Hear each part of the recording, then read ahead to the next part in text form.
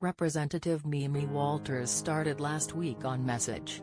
On Monday, the Irvine Republican tweeted a news story about the tax cuts she helped pass, a central theme of her re-election campaign and her party's effort to keep control of the House after the November midterms. Less than a day later, Walters felt the need to pivot to President Trump's crisis du jour. Audio of wailing children and photos of kids in detention shelters had sparked bipartisan outrage over Trump's policy of separating migrant children from parents arrested for crossing the border illegally.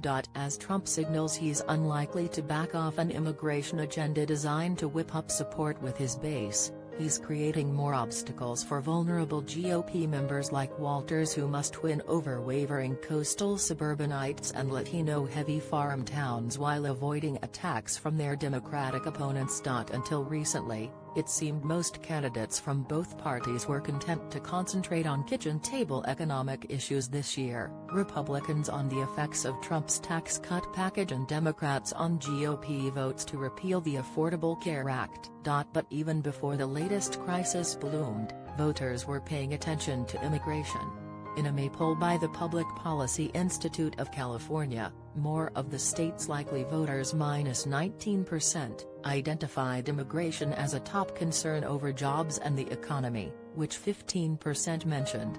That's a switch from May 2017, when the economy got top billing. The issue has vexed both parties for decades, but it hasn't often become a central issue in national congressional elections. But Trump's hardline rhetoric in 2016 drew new voters to the Republican Party and helped him win. He keeps coming back to it and keeps coming back to it very forcefully, said Roberto Suro, a professor of public policy at USC.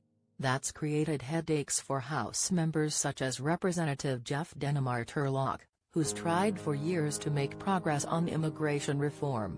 It's a matter of survival for Denham, who represents a district where Hillary Clinton won in 2016.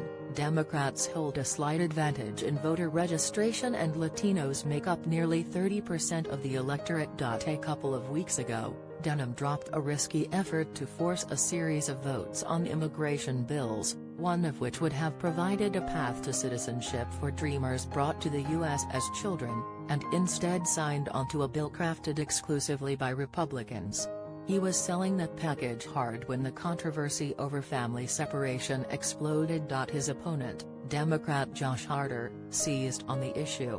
Every person in our district who sees a kid being separated from their parents, who sees some of the horrific things that are happening, that's pretty motivating, Harder said in an interview.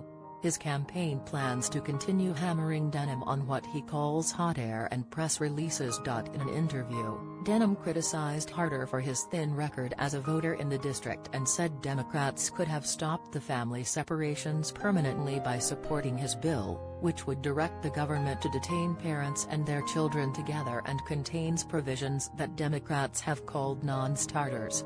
There's a chance that could be too late for some Republican House members.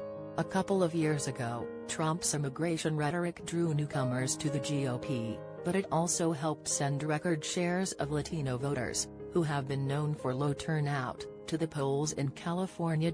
And although final turnout figures in the June primary aren't in, early mail ballots tracked by the firm Political Data Incorporated suggest that Latino voters in key districts went to the polls in numbers that were on par with presidential election years, including in districts such as Denham's, Los Angeles area Representative Steve Knight's, and the open Orange County district being vacated by Representative Ed Royce.